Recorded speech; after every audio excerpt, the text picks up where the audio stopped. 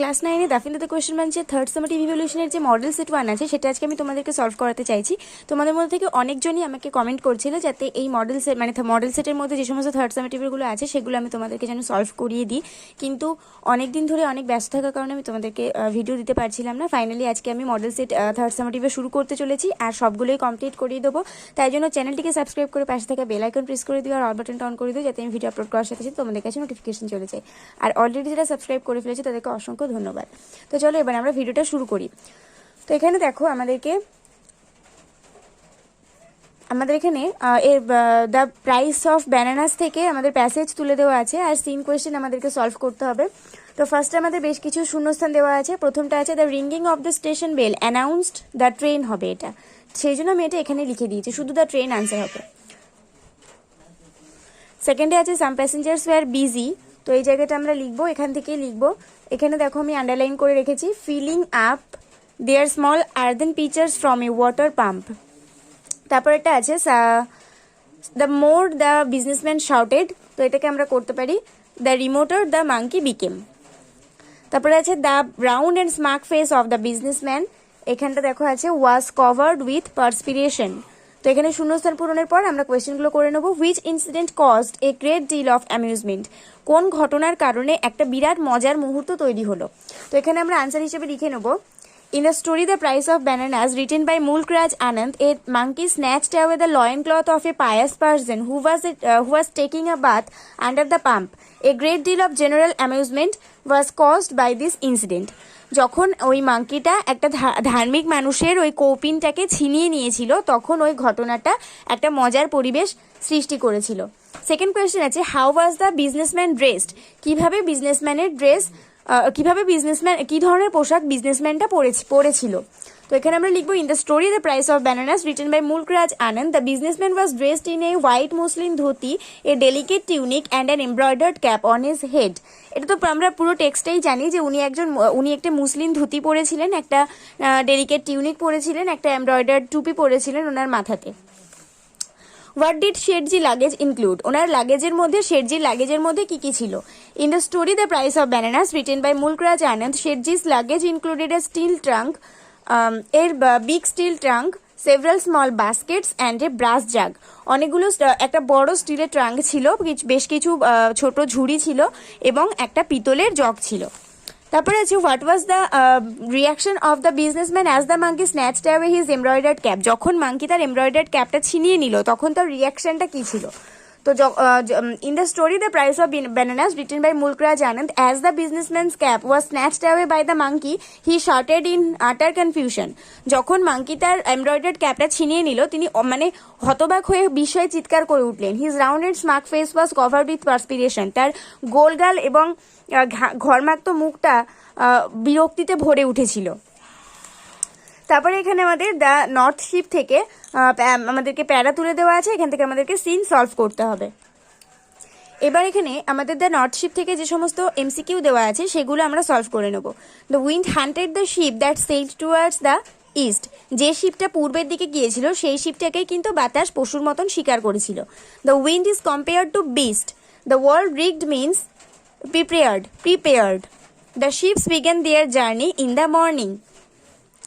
তো তারপরে দুটো কোয়েশ্চেন আছে what did the first ship discover in the West, পশ্চিমের দিকে যে জাহাজটা গিয়েছিল সেই জাহাজটা কি আবিষ্কার করেছিল বা কি খুঁজে পেয়েছিল। In the poem the north ship written by Philip Larkin, the ship that was gone towards the west it discovered the favourable wind and by the wind was all possessed and the ship was carried to a rich country. এই হচ্ছে পুরো উত্তরটা।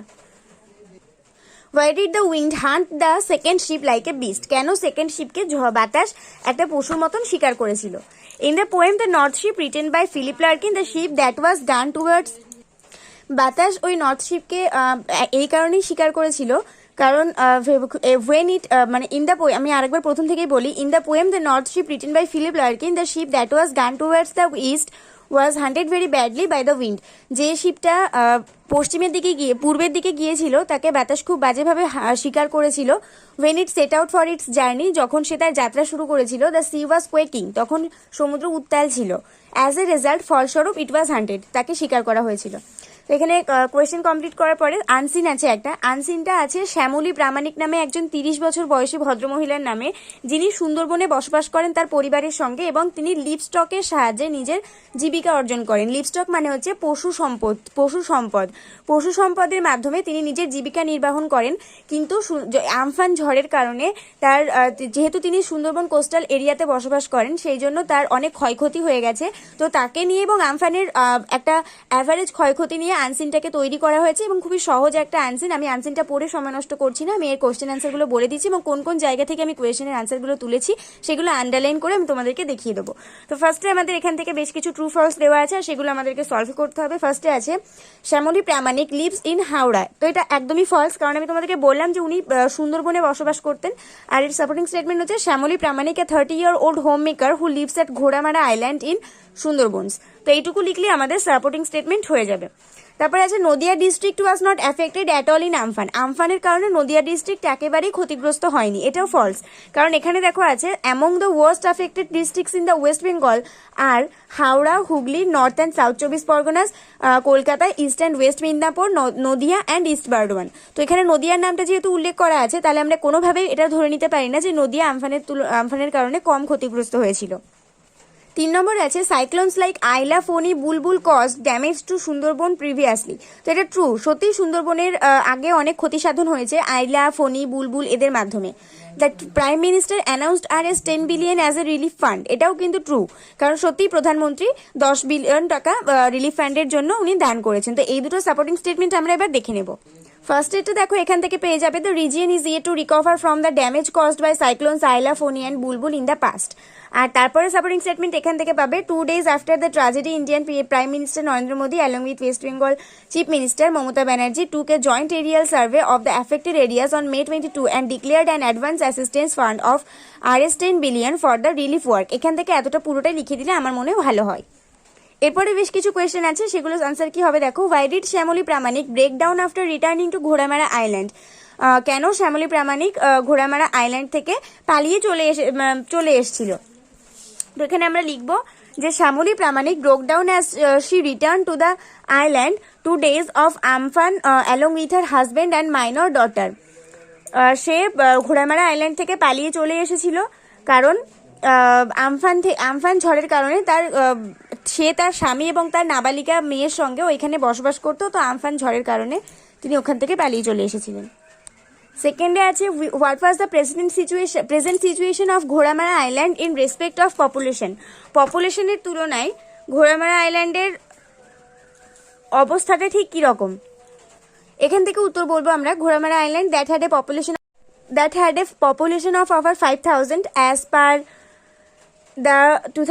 the 2011 census of India now has just 650 people living on it. Most of them have fled over the years because of rapid erosion and rising water level shrinking it every day.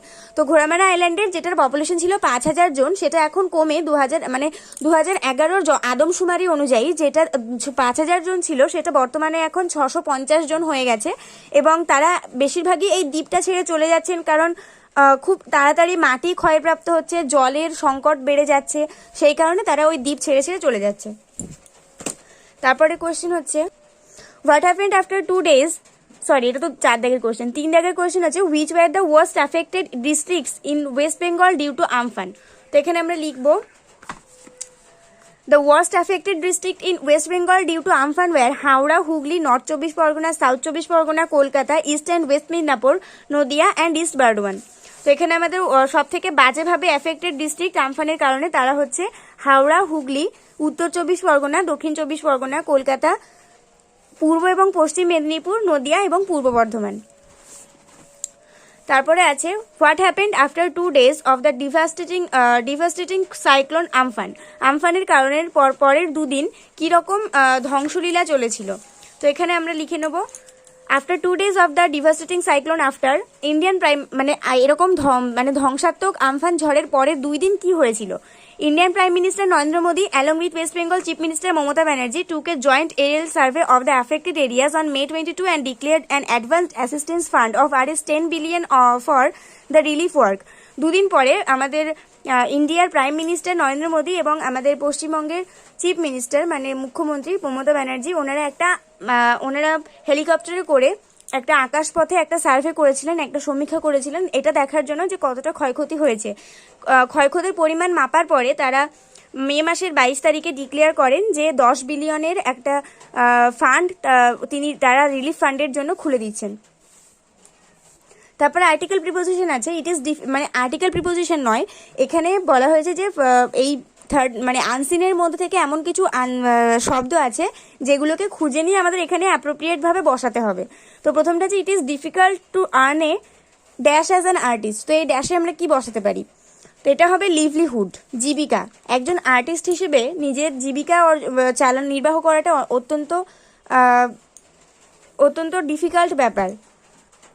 তারপরে আছে he does not believe in the dash of ghost. তো এটা হবে existence, ভূতের অস্তিত্বে সে বিশ্বাস করে না, তো এক্সিস্টেন্স হবে এটা।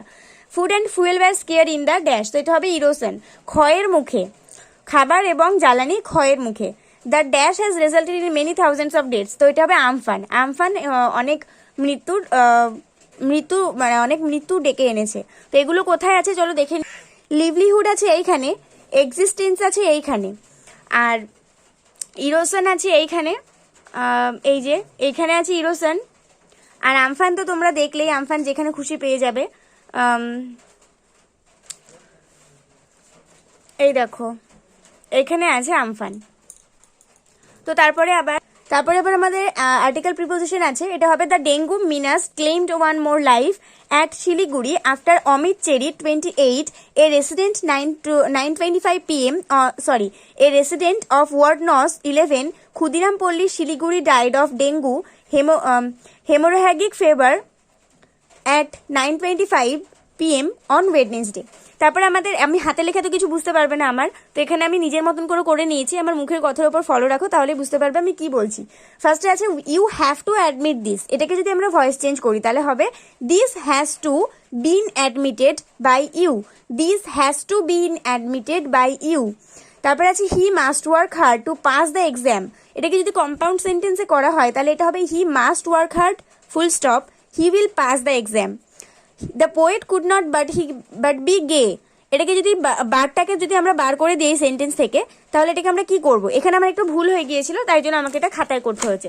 তো খাতায় করে নিয়েছি। এটা কি করেছি দেখো, খাতায় লিখিনি আমি, আবার এখানে তোমাদের জন্য ভালো করে লিখে দিলাম। এখানে দেখো লিখেছি the poet could not helping be gay. তো এখানে আমাদের ব্যাপারটা হচ্ছে বাটের জায়গায় আমরা হেল্প বসাবো এবং আমরা ভার্বের সঙ্গে সবসময় আইএনজি বসাবো। তো এখানে আমরা লিখে নিয়েছি the poet could not helping be gay. তারপরে আছে eat some more son said the women. যদি এটাকে নাইশন চেঞ্জ করা হয় তাহলে এখানে লিখতে হবে the women advised the boy to eat some more. Every mother loves her child. যদি নেগেটিভ সেন্টেন্সে করি তাহলে আমাদের ইন্টারোগেটিভে করতে হবে does not every mother loves her child. Loves হবে না, যেহেতু আমরা এখানে ডাজ নিয়ে আসছি। Does not every mother love her child. Tom what a shock you gave me. এটাকে অ্যাসার্টিভ সেন্টেন্সে করলে হবে Tom you gave me a great shock. তো এখানে আমাদের এগুলো হয়ে গেল, এই গ্রামারগুলো। তারপর আমাদের ফ্রেজাল ভার্বস আছে। ফার্স্ট আছে সার্চিং। তো এটা হবে লুক ফর। আমাদের সার্চের ফ্রেজাল ভার্ব সবাই জানে, যেহেতু আইএনজি যোগ আছে তাই লুকিং ফর হবে। আর হেট আছে মানে ঘৃণা করা, লুক ডাউন আপন মানেও ঘৃণা করা, যেহেতু কোনো কিছু অ্যাড করা নেই তাই জন্য আমাদের এটা লুক ডাউন আপনই হবে। পাবলিশড আছে, আর পাবলিশের ফ্রেজাল ভার্ব হচ্ছে ব্রিং আউট। তো যেহেতু পাবলিশড আছে তাই জন্য এটাকে আমাদের ব্রট আউট করতে হবে।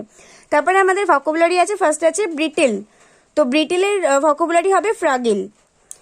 ব্রিটেল মানে অল্পতেই ধসে পড়ে, তো ফ্রাগিল মানেও অল্পতে ধসে পড়ে। Farm animals regarded as an asset. যেখানে পশুদেরকে সম্পত্তি হিসেবে মানে আটকে রাখা হয়, তো এটা হচ্ছে লিভস্টক মানে পশু সম্পত্তি। এইখানে আছে লিভস্টক আর এখানে আছে ফ্রাগিল। তারপরে আছে অবজারভেশন। অবজারভেশন মানে সমীক্ষা নিরীক্ষণ, সার্ভে মানেও সমীক্ষা নিরীক্ষণ। ফ্লাডেড মানে বন্যা প্লাবিত, এমব্যাঙ্কমেন্টস মানেও বন্যা প্লাবিত। তো এখানে আছে দেখো এমব্যাঙ্কমেন্টস, আর এখানে আছে সার্ভে, এই যে।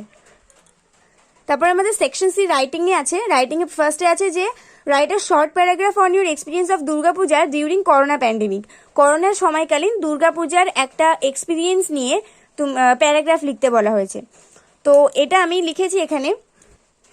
এখানে লিখেছি, কিন্তু এই ভিডিওতে আমি তোমাদেরকে এটা ডিসকাস করে দেখাচ্ছি না, কারণ ভিডিওটা অনেক লং হয়ে যাচ্ছে। এই প্যারাগ্রাফগুলো মানে এই রাইটিংগুলো আমি তোমাদেরকে এর শিরোনাম সহ আলাদা আলাদা করে ভিডিও দিয়ে দেবো। সেই ভিডিওগুলোর লিঙ্ক আমি এই ভিডিও ডিসক্রিপশন বক্সে দিয়ে দেবো, সেখান থেকে তোমরা দেখতে পারো। আর এই ভিডিওতে তো আমি বলেই দিচ্ছি যে আমি আলাদা আলাদা করে দিয়ে দেবো, তাহলে এই ভিডিওটা যারা দেখছো তারা নিশ্চয়ই জানতে পেরে যাচ্ছে, তারা অলরেডি আমার চ্যানেলে সার্চ করে অবশ্যই দেখে নেবে হয়তো। তো আজকের ভিডিও এই পর্যন্ত। ভেবো না যে আমি এগুলো আবার ডিসকাস করতে বসবো, কারণ আমি অলরেডি বলে দিয়েছি যে এগুলো আমি এই ভিডিওটা দেবো না। তো পরের ভিডিওতে তোমাদের সঙ্গে দেখা হবে, এইগুলোর তো আলাদা ভিডিও বানিয়ে দিচ্ছি। তো নেক্সট ভিডিওতে দেখা হবে, ততক্ষণ পর্যন্ত ভালো থাকো, সুস্থ থাকো, মন দিয়ে পড়াশোনা করতে থাকো, আর অবশ্যই এই ভিডিওগুলোর অবশ্যই দেখে নিও সার্চ করে।